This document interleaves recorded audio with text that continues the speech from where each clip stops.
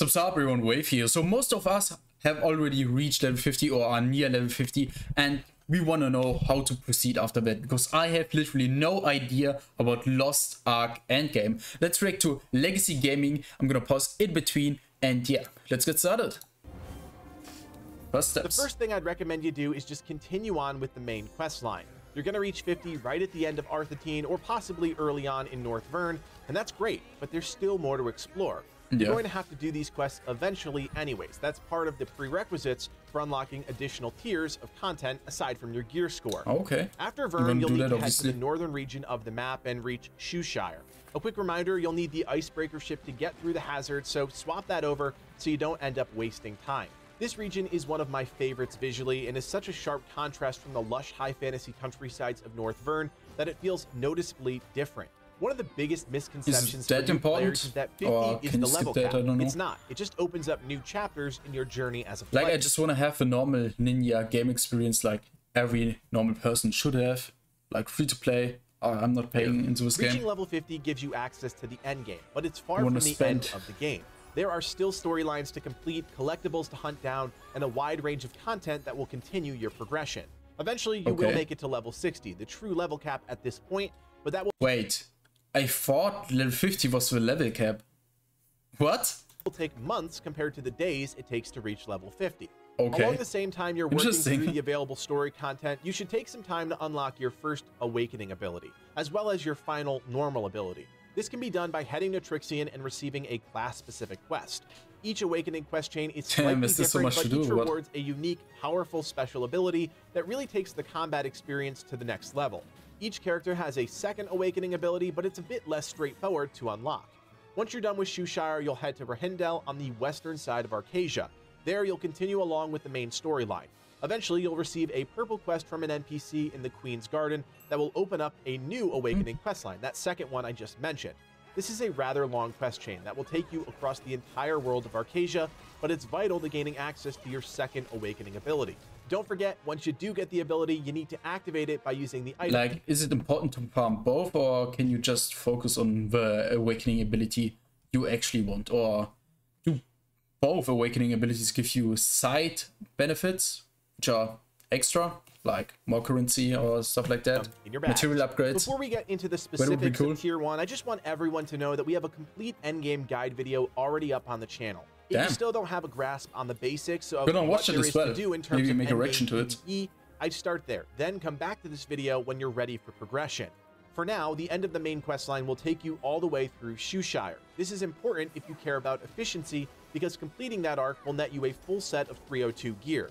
By doing this, you effectively cut down on the possibility of getting hung up. Like, I don't want to be too efficient. I still want to have a normal experience, but yeah, somewhat of a line must be held. Yeah. Right out of the gate with bad item drop RNG that could potentially hold you back the first day you reach 50.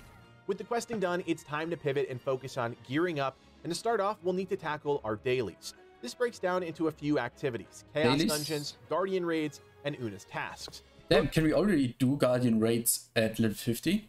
Those are the big three. Again, if you want to learn more about each of the things I just mentioned, go check out that endgame guide. We're gonna react to that. The goal of doing these three things is getting upgrade materials. That's your ticket to new tiers of content. At this tier, you'll need Guardian Stones, Destruction Stones, Harmony Leap Stones, and Harmony Shards. Bro, I have no idea what they do. Guardian Raids, you can do 2 a day for maximum rewards, but for Una's tasks, it's a bit different. You do have both daily and weekly tasks, and you're limited to 3 of each, but the key is to make sure you're focused on missions that award those critical upgrades. Damn, we have weekly quests right now, and it's already Friday, so I'm gonna grind that out because I'm already near level 50. Upgrade materials I just mentioned. Doing those 3 activities alone aren't going to get you to where you need to be on day 1. So how do you continue to progress even after you've reached your caps? The simple answer: islands. Various islands around Arcasia will net you the same upgrade materials that you can get from Chaos Dungeons and Guardian Raids. You just need to figure out which ones. Most of these islands are available to players all the time, but there are some islands that are part of a rolling calendar you unlock at level 50. This is a great time to remind you to set your Bifrost at places you plan on returning to. If you know an island has a specific Una's task objective or rewards you with upgrade materials, damn, this is so much at once. I need to comprehend that stuff. Cut down substantially on your travel time. Process it. Outside of islands, there are other things you could be doing, like the tower.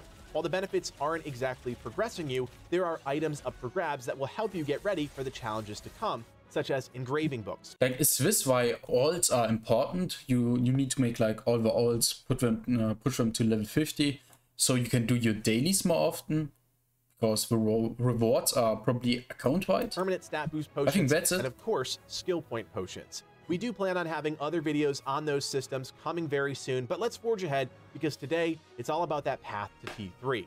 If you're a casual player and this is all a bit overwhelming, don't worry. Take things at your own pace or go off and I'm not a casual player, but it's still overwhelming for me, man. do something else. Again, there's no real reason to push progression hard and fast unless you're into that sort of thing.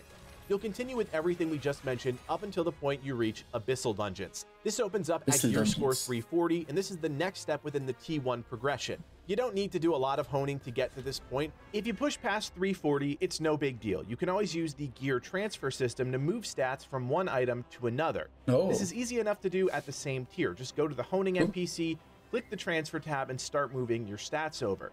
This does cost some silver, but it really shouldn't hold you back from utilizing this system in any way. A small note, if you jump straight into Chaos Dungeons and Guardian Raids at level 50 and don't complete the Vern questline, you won't have access to Abyssal Dungeons, which is why it's important to continue the storyline. Having access to Demon Beast Canyon and Necromancer's Origin will give you access to your first set of heroic T1 gear, which of course you'll need to upgrade, this time to gear score 460 to gain access to the higher tiers of T1 Abyssal Dungeons, Hall of the Twisted Warlord, and Hildebrand's Palace. Once those are unlocked, you're looking at another set of new gear, your first legendary set, still classified as T1.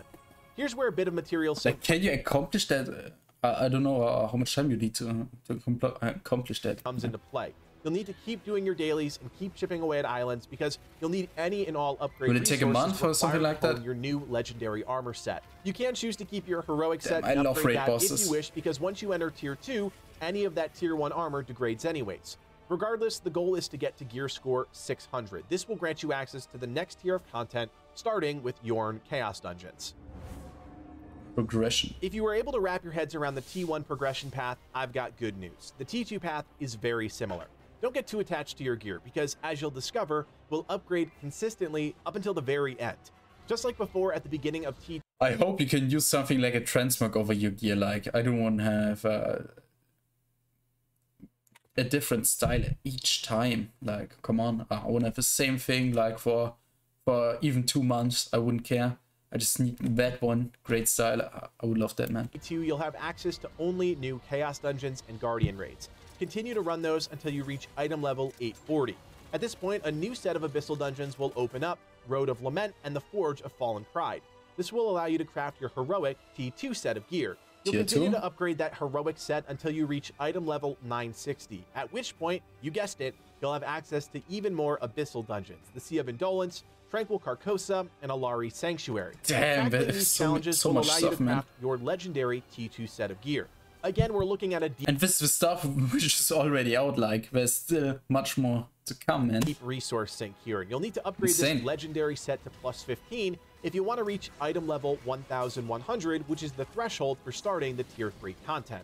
I also want to point out that during this T2 experience, you'll start receiving gems. These are items that you can socket into necklaces, rings, and earrings that provide your abilities with either damage increase buffs or cooldown reduction buffs. Again, we're not going to get into all the nitty-gritty here. We'll have another video on that topic coming out, so stay tuned. I think cooldown is everything. So long as you have the gear score and have completed the required quests, you now have access to tier 3 content. Depending on when you watch this video, there could be more tier 3 content, but that won't slow us down. As Rox, the Lost Ark community manager, made clear before launch, the NAEU tier 3 content is limited for now and was implemented to introduce players to Legion raids sooner rather than later. Smilegate has very openly talked about the success of things like Legion raids and how it has invigorated the player base over in Korea, which I imagine is largely the reason behind the quicker introduction of tier 3 content out in the West. If you have something special that you can offer up, you should, because undoubtedly the hardcore players will want to experience it as soon as possible, while the casual players will just take their time and enjoy the ride, which they absolutely should. Once you reach T3, it's hard to give you a complete roadmap since we're only getting a small slice of content. Just like with the other tiers, you'll start off by doing the new Chaos Dungeons. I'm already out, man. You'll continue that. I'm a bit bored of the standard questing stuff. I want to actually fight enemies right now, because the normal questing in Lost Ark is basically you go to that place, kill like 3 mobs and go to the next one. This is basically the 1 to 50 experience, and I find it a bit boring, to be honest. But yeah, the PvP is great. I enjoyed it a lot. I farmed those tokens, like, for real. And the endgame stuff is the stuff I'm truly interested in. Endgame, I don't know how much you can do for sailing mechanic. Like, yes, we know you can do the island stuff, but is there much more to do on the sea? That daily grind for resources, hone the set of rare T3 armor you get from those chaos dungeons until you reach and yeah, subscribe to my channel, of course. And the first Don't Abyssal forget Dungeons becomes available, Aria's Oculus. From this Abyssal Dungeon, you'll receive your heroic T3 set, which you'll upgrade to 1340, at which point you'll have access to the next Abyssal Dungeon, Aurea Preveza.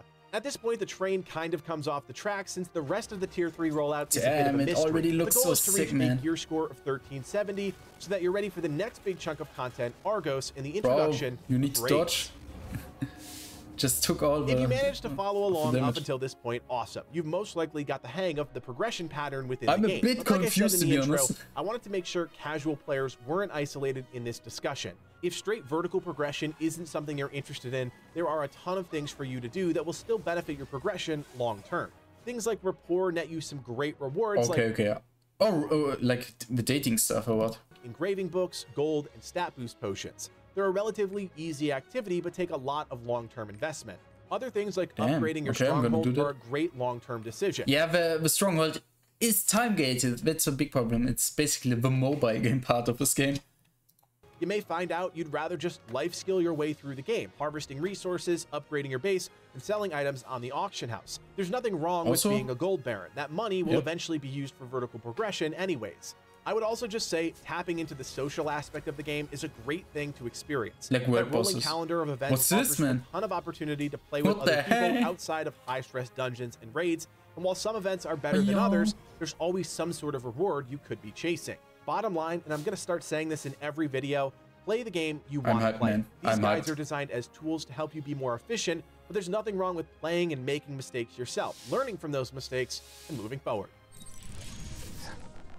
So there you have it, friends, the perfect path to vertical progression in Lost Ark. Of course, if you have any questions, leave us a comment in the section below. We'll do our absolute best to help you through any progression woes. Better yet, if you're still confused and you're looking for some help, come join us on Discord. Legacy Gaming has one of the largest and most helpful communities in Lost Ark. I think I'm gonna join the Discord, to be honest.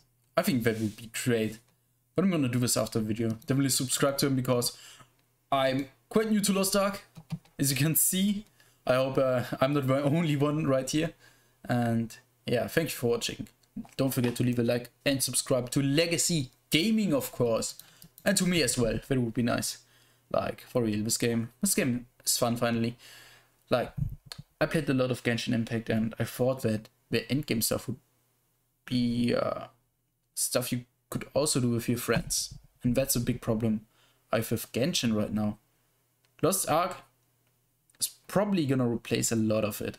Like, I can finally do stuff with my friends. Like, we can PvP together, we can do dungeons, raids, and everything together. Normal activities, like, the thing about Genshin is that it's just co-op. And it's a bit too easy. But yeah, if you don't know anything about Genshin, sorry that I've bothered you with that. Yeah, that's actually it. I thank you for watching. I'm gonna react to the complete Lost Ark endgame guide, so don't worry about that. It's coming up tomorrow. And I see you next time. Wafer out.